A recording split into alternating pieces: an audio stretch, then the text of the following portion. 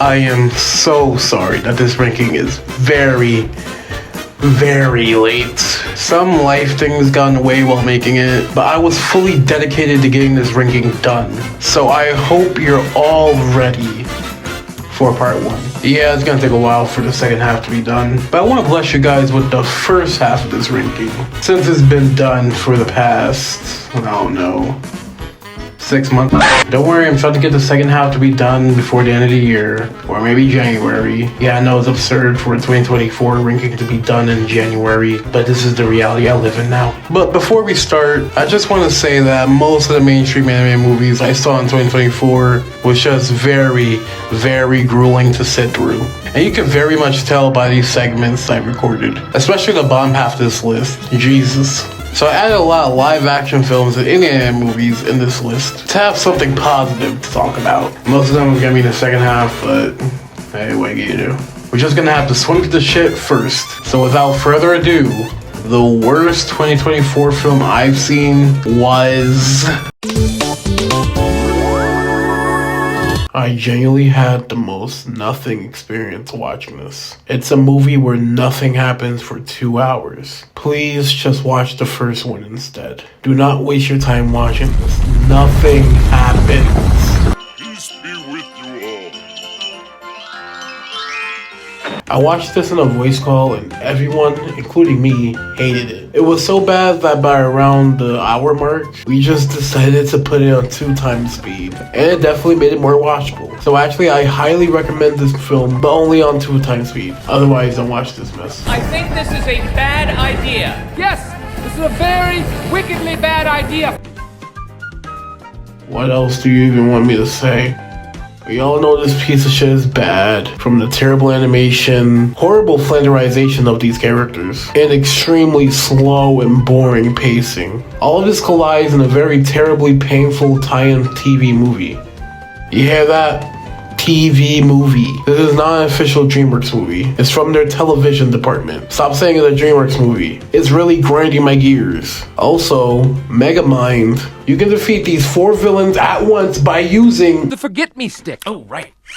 It's 2 brothers and they're gonna. It's called 2 Brothers. 2 Brothers. It's just called 2 Brothers. Talk about fucking Wonder Bread. I legitimately felt absolutely nothing watching this. It was just more of the same boring Disney products being farted out into existence. It actually makes Lion King 1.5 look like the fucking Godfather in comparison. And if you know me, then you would know that I do not even like that movie. But Disney found a way to make me praise it. What dire times we live in. Hey, Patrick, what am I now? Stupid? No, I'm Texas. What's the difference? Stop. Please just stop making these shitty cash grabs with no passion behind them. I genuinely hate this. It feels and looks like a SpongeBob video game cutscene. And even that's an insult to something like Battle for Bikini Bottom. Just no. Please no more of these. I beg of you. Oh my god, people are gonna hate me for this. I genuinely did not like Anora. It was just 2 hours of people unintelligently yelling in cars. And when it wasn't that, it was just brain-numbingly boring. And apparently this was supposed to be a comedy? I literally only learned this fact because one of my friends who liked this movie was saying that it was funny. But I did not find it funny whatsoever. It just felt like I was awkwardly next to someone arguing at a Denny's. When I was halfway through this film, I thought to myself, I could just shut this off and go the rest of my day free from watching this. Like I was getting that bored and that annoyed. I don't know, man. I just don't like it at all. No offense, but I generally never want to watch movies like this ever again. What was that? It's definitely not Unicorn Slump. This is probably the most bland and generic kids film I've seen since Ruby Gilman. There's no reason to even watch this. The Letterboxd description literally summarized the entire movie verbatim. Just read that and don't watch this. Please don't watch this. Divorce! Divorce! Divorce! Every time there was a song, I wanted to rip my ears off. How the fuck did Alan Menken fell off this fucking hard? Like, holy shit. Holy fucking shit.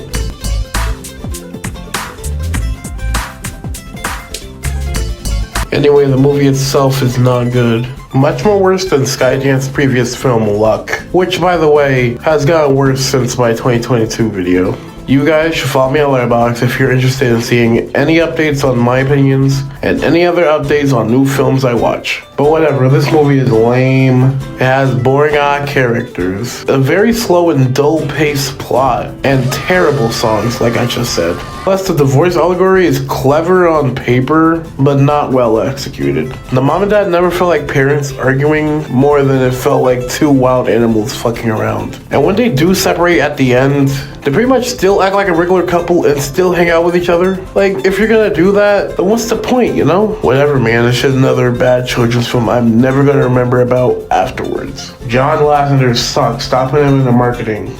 It's a web.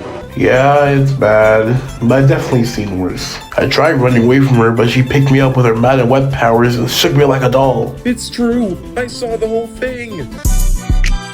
This is literally one of the most laziest screenplays I've ever witnessed in a mainstream animated film. This was supposed to be a short and snappy end of the year video opposed from my longer videos from previous years. But fuck that right now. I need to tell you guys in full detail how this movie has the exact same script as Despicable Me 3. Are you guys ready? Cause I'm not, but here we go.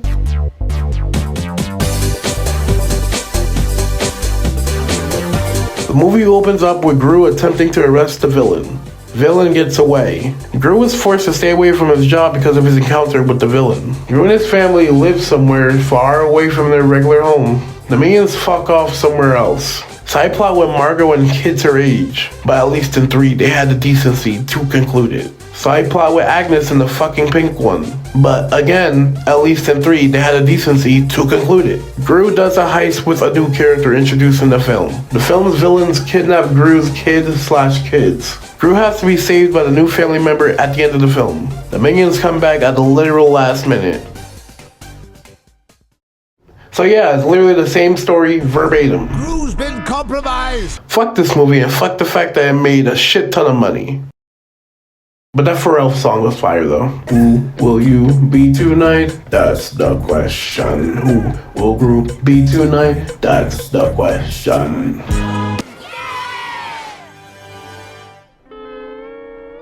It kinda sickens me how Disney can half-ass a feature film by stitching an unrelated television series together and ship it to theaters, and it still makes $1 billion. Yeah, genuinely fuck Disney. These songs aren't even good either. They're not even laughably bad like Wishes. Watch out, world, here I are! They're just boring. And no disrespect towards the songwriting duo here. They were obviously just not qualified for a feature film. I genuinely hope they improve and get bigger and better songwriting gigs in the future. But Disney sure did fuck them over here. Oh yeah, fuck the fucking Cell crew. They literally did nothing in the movie. I don't even remember their names. I'm Little Pimp Loud. I think it's probably best if I talk about these two movies together. They're not terrible, I guess. The first Lighthouse movie was pretty rough, but these two are pretty substantial improvements compared to it. They feel more cinematic and have stronger visuals. No Time to Spy specifically has the best animation in the film series. Not saying much, but what can you do? The villain to No Time to Spy though is hilariously obvious. Like, no one will be surprised at that reveal. And that's about it. They're Loud House movies. Nothing really noteworthy. Casa Grande is a bit better than No Time to Spy because, I don't know, that's where I ranked it 8 months ago. Deadpool? Deadpool? What? I'm not Deadpool. I thought Deadpool was a good guy. Why does everybody think I'm Deadpool? You know, I binge watched all 3 Deadpool movies this August, and I thought I was going to love them. I was expecting them just to be like the Ted movies, but with superhero action. That sounds awesome. But nope. The Deadpool movies are just pretty dull dramas with sometimes humorous comedy. And when I say sometimes, I mean sometimes. The jokes in the series are very hit and miss. But with this movie specifically, it's honestly the weakest of the series. The plot just feels bare bones. It revolves around Deadpool's dimension in jeopardy from being erased. But we only spend like 5 minutes with his friends. So there's really no attachment between the audience and his friends. Also, Deadpool and his girlfriend broke up in between movies because... why? Most of the movie is just in this barren wasteland with Wolverine and other characters I didn't really care for. And the action is just whatever. But that fight scene in the car was kind of cool. Yeah, that's about it. I don't really care for this movie. Sorry. Purple is my favorite color. This movie is so bad that the commentary channel Razzle decided to stop watching it midway in. It was hilarious. This actually might be the ideal end for us, actually. Yeah. Do we have enough for the video? I actually love the idea of this being the end of the movie. Fuck you, Harold. Zachary Levi would star in anything these days. Protect the valley, something, something, something, something alive. This is an animated film on autopilot. It literally baffles me that they were willing to release this sequel under the Kung Fu Panda title. This is not even in the same league as the first two, or even three. The plot is bland, the characters are dull and boring, the villain is just a joke. The animation is fine enough, but it doesn't have the vivid color schemes as the original trilogy. They really just put their arms up and said, Hope you like gray. whatever, lame movie, just watch the first three. Garfield, you fat cat. You are so big and fat. Why are you so fat? Worst Mark Dindo movie by far. At least The Emperor's New Groove and Chico were engaging, funny romps. Ironically and unironically. This is just another generic and safe corporate product that nobody would ever be challenged by.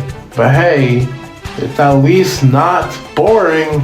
Plus it has the origin of the Lactose Farms jingle. Yeah, this summer I memed the Lactose Farms jingle in my friend group, and it was the funniest shit to me.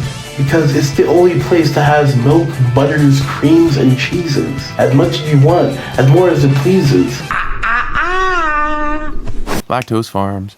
Lactose Farms. Alright, time for me to yell. Let's fucking go! It's Hit Pig! #1 film in America! It made a hit pigillion dollars in the box office! Hit Pig! #1, baby! Hit Pig is an enigma of a feature film. It is simultaneously the best and worst film I've ever seen in a long time. Within the first 5 minutes, they made about 25 fucking pop culture references. This is why Taylor Swift would be a great president. I genuinely lost my absolute shit, and the madness did not stop there. The film is filled to the brim with this hilarious bad comedy and some legit, unironically funny jokes. It's a very fancy hairdryer. It's from Europe. Lip balm. And the plot is so nonsensical and so fucking random that it inadvertently makes it a blast to watch. So please just watch it. It needs to be seen to be believed. It's legitimately more entertaining than half the films on this list. Hit Pig is better than Anora. Fight me. Yeah, unpopular. Shouldn't we review safety guidelines? Sure. Hit Pig. Santa came. I wasn't really interested in checking this movie out until my friend Carlos pointed out that I was from the same team as Ron's Gone Wrong. And I said, why not? That Christmas is a perfectly fine children's movie. Having the movie be an anthology is actually a pretty interesting gimmick. And they used it in a perfectly adequate way. The characters are fun enough to follow, and it overall has a nice warm atmosphere while you're watching it. But the third act conflict was dumb and forced. Having the little girl character just get lost was just a lazy way of adding conflict into the finale. Like, I get it, kids do dumb things all the time, but the little girl character didn't act this naive compared to the rest of the movie. It just feels tacked on, like I said before. But it's whatever, perfectly fine 6 out of 10 movie. People hated this movie and I'm kind of confused by that fact. Because I thought it was perfectly passable in my opinion. Nothing really annoyed me or anything, but nothing really blew me away either. Besides sometimes the animation, I suppose. It was just a passable enough time waster and nothing more. And it was still better than most of the mainstream anime films this year. That's how low the bar was.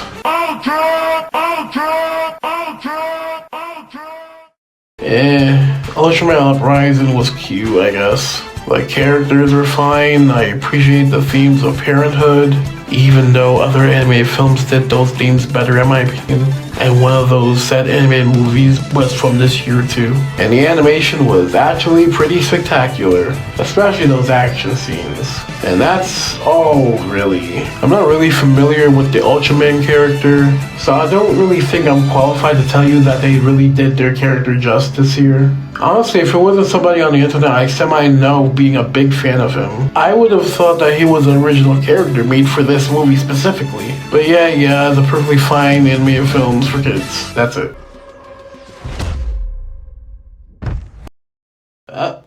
Time is up. It's about time to end part 1. Again, part 2 should be done by the end of this year or January. So I'll see you then. Hopefully this will tie you over for the next couple of months. By the way, heads up, I'm not doing end of the year rankings anymore. They take way too long now and I just want to do other rankings. That Blue Sky ranking still needs to be done. So until next time, I'll see you later, and remember, you're always welcome back at Dell's Bell.